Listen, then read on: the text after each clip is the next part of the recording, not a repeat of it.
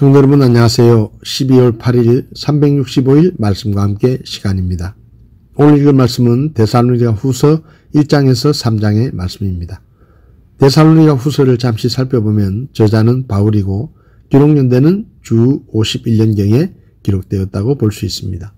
기록 목적은 핍박 중에 있는 성도를 위로하며 박해를 이겨낼 용기를 주기 위해서 기록했고 재림이 바로 임박했다는 그릇된 견해를 가로잡기 위해서 주의 날만을 바라며 현실을 도피하는 자들에게 일상생활에 충실할 것을 교훈하기 위해 기록되었습니다. 1장은 핍박받는 데살로니가 교회에 대한 격려가 기록되어 있습니다. 인간의 행위에 따라 심판하시는 하나님의 공의가 특별히 강조되어 있습니다. 환난과 핍박 가운데서도 인내한 믿음을 보여준 데살로니가 성도들에 대한 칭찬을 비롯해 성도들을 핍박하는 대적들에 대한 심판과 데살로니가 성도들을 위한 바울의 간구가 나옵니다. 바울은 문안 인사와 함께 데살로니가 교인들의 믿음과 사랑이 증가되었다는 기쁜 소식에 대해 하나님께 감사를 드리므로 1장을 시작합니다. 동시에 하나님의 공의가 입증될 때 그들을 핍박한 자들은 환난을 받게 되고 핍박을 당한 그들에게는 안식이 주어질 것임을 역설적으로 격려합니다. 2장에서 바울은 주께서 재림하실 날에 대한 오해로 인하여 많은 문제가 발생했던 데살로니가 교회에 주의 날이 임할 때 일어나는 징조를 알림으로 성도의 삶에 변화가 일어나기를 원했습니다. 주의 날이 오기 전에 큰 배교가 있고 불법의 사람들이 나타나야 하지만 지금은 그의 출현을 막고 있는 영향력이 존재하고 있음을 가르친 것입니다. 아울러 바울은 예수 그리스도가 재림하실 때는 구원받은 참 백성을 큰 배교의 공포로부터 구해 주실 것이라는 위로의 말도 덧붙였습니다. 3장은 종말을 사는 자에 대한 실제적인 지침들이 기록되어 있습니다. 바울은 데살로니가 교회를 향하여 마치 부모가 자식에게 타이르듯 사도적 입장에서 그들을 가르칩니다. 바울은 그들을 위해 축복 기도를 할 뿐만 아니라 자신도 불완전한 인간이라는 사실을 들어 교회를 향하여 겸손히 중보 기도를 요청하고 하나님께서 오직 은혜와 사랑으로 교회를 보호하셔서 한번 택하신 백성을 끝날까지 보호하실 것을 확신하며 간구합니다.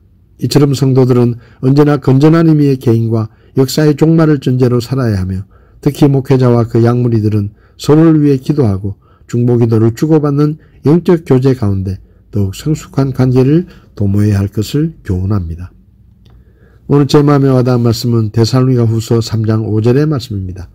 주께서 너희 마음을 인도하사 하나님을 사랑하게 하고 또 인내하며 그리스도를 기다리게 하기를 원하노라.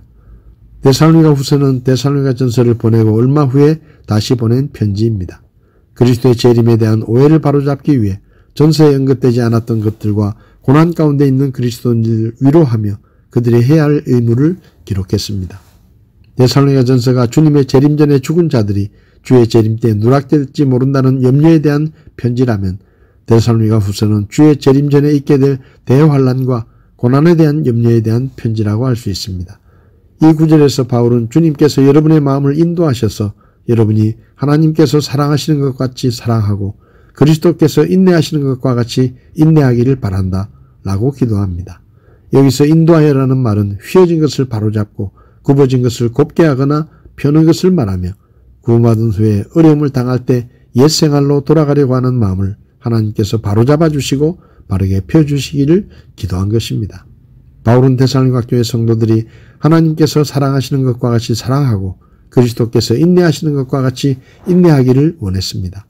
왜냐하면 우리의 마음이 하나님의 사랑과 예수님의 인내를 알아야 주님의 재림 때까지 고난과 핍박을 견디고 믿음을 지킬 수 있기 때문입니다.